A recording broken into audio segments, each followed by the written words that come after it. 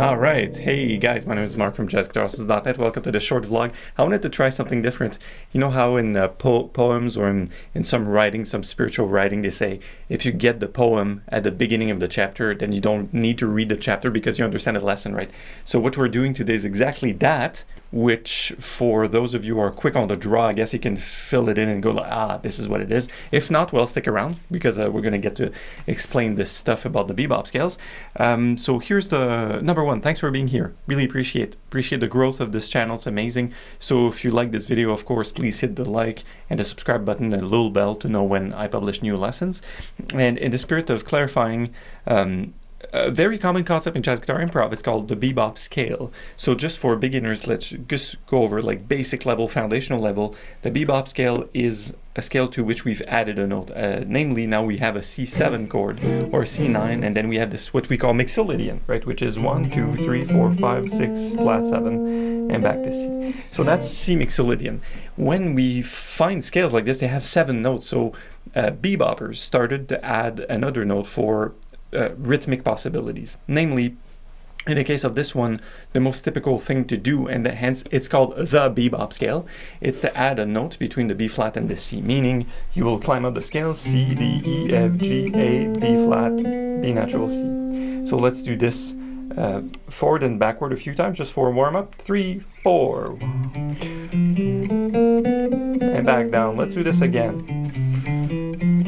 You know, if you start counting with it, you'll notice 1 and 2 and 3 and 4 and 1 and 2 and 3 and 4 and 1. So it's perfectly aligned with the bar 4/4 because, you know, bar 4/4 has 8 notes. So this scale has 8 notes, so it fits perfectly.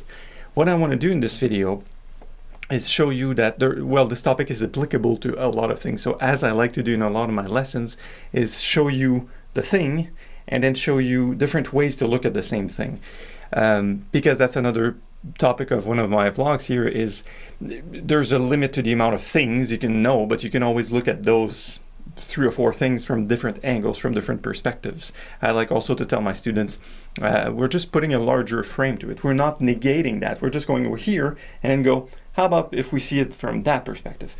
So starting your scales on different tones. There you go. 3 minutes in the video, that's what it took me. So if you play the C bebop scale, the C Mixolydian scale, if you start the scale on beat 1 on not the first note, the C note, namely if you start to do that on the chord tones 1, 3, 5, and 7, you get a different version of the same scale. It's not a mode or anything, it's really just a different version of the same scale. So what I did in the beginning is start on C, that exact same scale, and have the passing tone in the same place. Then I started on E, but I played the same sequence of 8 notes, meaning the passing tone still in the same place. And I started on G, which is the 5th, and then started on B flat, and then finally started on C.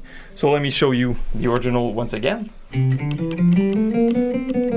That's easy. Now we're gonna go 1, 2, 3, play the same scale, starting with that note, meaning that you have to extend it further up when you climb up. So E, F, G, A, B flat, B natural, C, D, E. So we're going from E to E.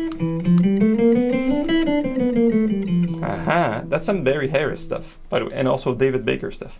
And now the other step to this is go to the 5th, so 1, 2, 3, 4, 5, and 5. So G, A, B flat, B natural, D, E, F, G. Right? So that's still a few things before we do the last one. That's still going the same direction, coming back down. Like we're not doing bo be da be yabi, we're not doing a pattern, we're not changing direction, we're not doing chromatic enclosures, we're not even doing arpeggios. We're going straight up and down by scale tone. But you can start to see the power of this as we started with one scale and now we have 4 different ways of playing it just in steps up and down. What if you started to have, right, you start to have an arpeggio before it and then you go down because you say, in this example, I targeted the E note, and then I went down from that E note, from that bebop scale. I'll get to that example in a moment.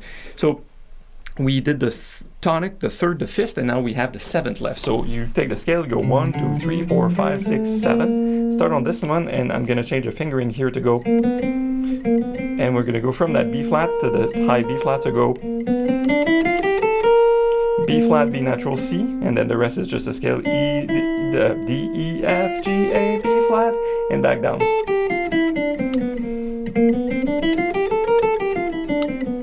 And you can do this with your pinky here if you intend on keeping going down. And remember, you might start on a note and go further than 1 octave, or stop before. Like right now we're going from the C up to the C, from the E up to the E. But you could also go from the E up to the E and then passing and go further and start an arpeggio and go down in triplets, whatever. Right. Well, let me put it this way. You can do whatever you want. That's the spirit of it. Now, I want to rehearse that, which I've played in the beginning of the video to give you like some working out, some chops to work out. And before that, I want to show you the example because I hear you. Some of you are salivating. Mark, show me the like. All right, so here's what you can do. How about a G minor 7 arpeggio?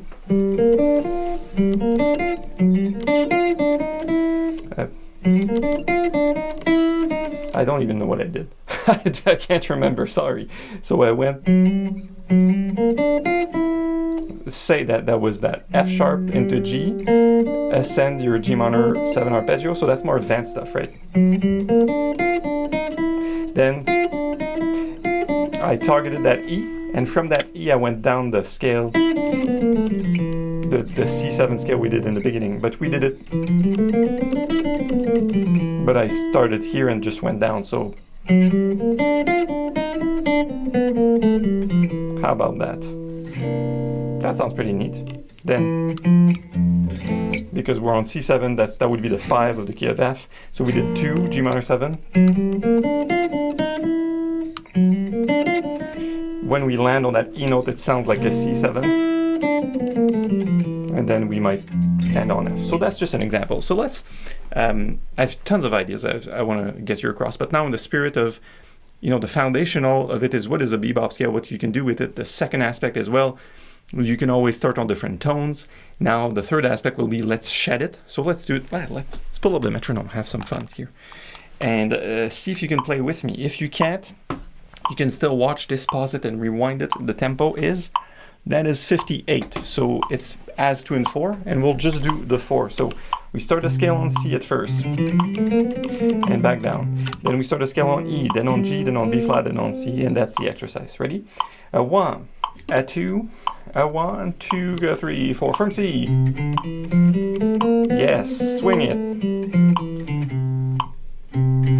From E, 2, 3, 4.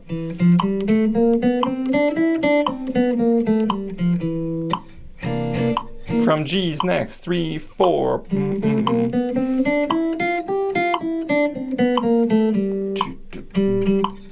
And from B flat is last.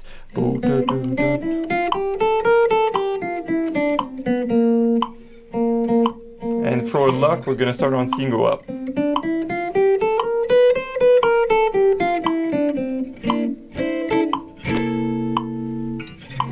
Beautiful.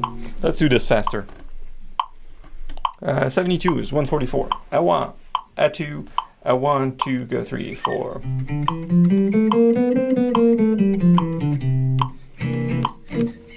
3, 4. That's a good workout. From G, 3, 4.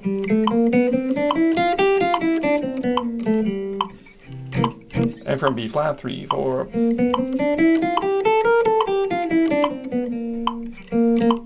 And for good luck on C.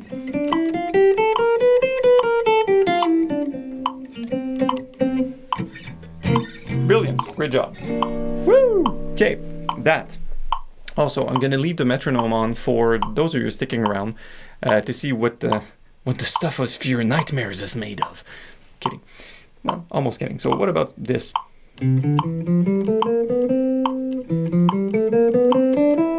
So you don't go down, you just go up the scale. Or what about this?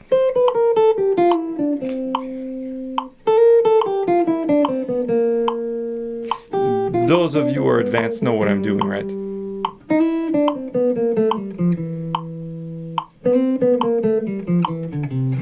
You can find ways to mix and match and do it faster. Just up, just down, whatever.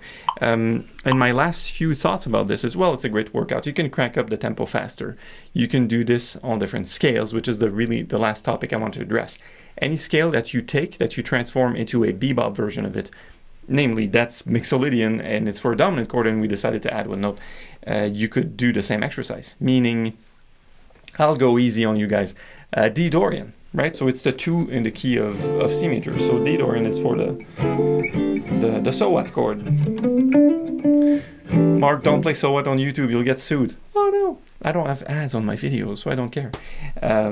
Sorry, that was not necessary. Absolutely not. But on a D minor 7, the scale would be D Dorian. So for you guys are not familiar with notes, D Dorian is the same notes as a C major scale, but it's starting on D, so it's D, E, F, G, A, B, C. Those are 7 notes. 2, 3, 4, 5, 6, 7. So if you know your C major, you just start on D. Right? That's D minor 7. So you could construct a D Dorian bebop scale, meaning you would add 1 note. You get to choose where you want to add that note. It can be in the same place as we did now. It could be anywhere. But what I like to do is to add it right before the next D. So it'd be D. Right? That's how I like to play it. So if you take that scale, I'm going to go fast over this and not spend any time. You could extract, start on the root, start on the 3rd, start on the 5th, start on the 7th. And it's not the only way to do it, but it's a darn good way. What if you mixed in an arpeggio going down or up before or after that? What if? So you see it's endless, and then you can say, I'm still working on D Dorian. And that's one of the prime examples I get with students that are starting jazz. Like, yeah, I know the Dorian scale. Do you? Have you done it this way? No. That way? No. But oh, did you do patterns? Did you do that? So it's just a great explorational tool for things you already know. So I challenge you to go on any scales or whatever you're practicing right now, add a bebop component to it, so add 1 note, and then say, can you start on the 7th of that scale on the way down and not mess up? And then you can extract a lot of exercises and stuff. My favorite ones, just before I let you go, would be first off, Mixolydian, of course, the one we did throughout this video. The second one would be doing major and minor. So this is tricky. You do C, D, E, F, G, A, B. So the C major scale, right? And then you add a note in between G and A. So it sounds like this. 1, 2, 3, 4, 5, sharp 5, 6, 7, 1. So there's 1, 2, 3, 4, 5, 6, 7, 8 notes in the scale. And I have a fingering I can show you for you guys that are shredders, like this. 1, 2, 4. 1, 2, 3, 4. So that's on the root. What if you started on the 3rd? What if you started on the 5th? Right, so you can always change that. For the minor version, just go, instead of 1, 2, 3, 1, 1, 2, 4 in your fingers, you go 1, 2, 3. So C, D, E flat, same scale. Then again, what's the other one? And sorry, had a little bit of a brain fart there. So you could start on the major bebop, the minor bebop, the Dorian bebop, and Mixolydian bebop. After you do that, you've covered a lot of friggin' territory, because remember, there's only 12 notes.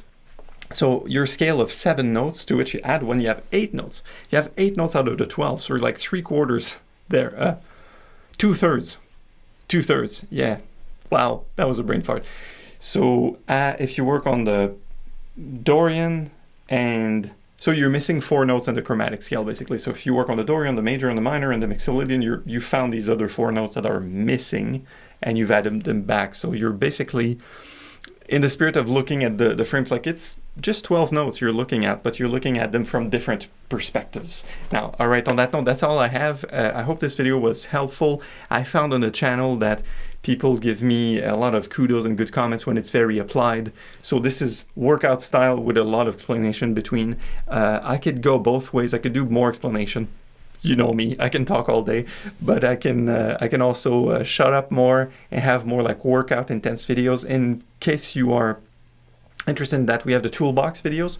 If all of this went over, I should have said this earlier in the video, if all of this went over your head, it's called the toolbox series. So we go over 12 common chord shapes, we go over certain progressions, we go over major harmonic minor, melodic minor, all these sorts of scales. It's a great place to start to get your foundation in jazz. And if you don't like that, there's plenty where this came from on this channel, or I will see you soon on the blog itself. It's jazzguitarlessons.net/blog. And once again, my name is Mark from jazzguitarlessons.net. Improve your jazz guitar playing with a real teacher, and I will see you soon on the website and this YouTube channel. Take care. Thanks.